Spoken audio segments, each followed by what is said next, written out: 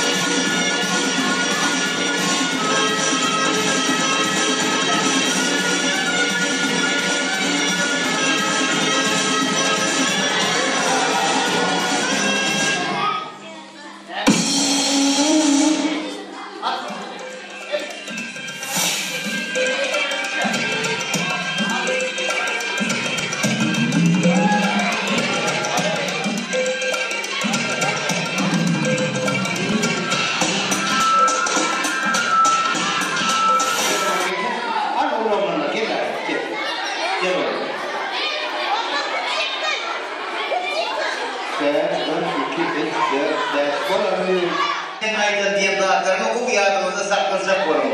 Sonundan ben size sorarak görürüm.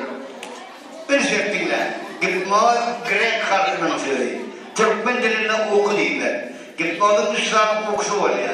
En uzaktan gelir mi ihmanlarını koruyanı sonra kendi iktidar ya. Bunlar katı yardım var ya. Ben bana atarım sana bak bir de gerektir var. Kaydı yuktan gerektir. Ya şu kadar mı geldi de. Sizin de gelmez de. Sabır. Kimler gelecektir?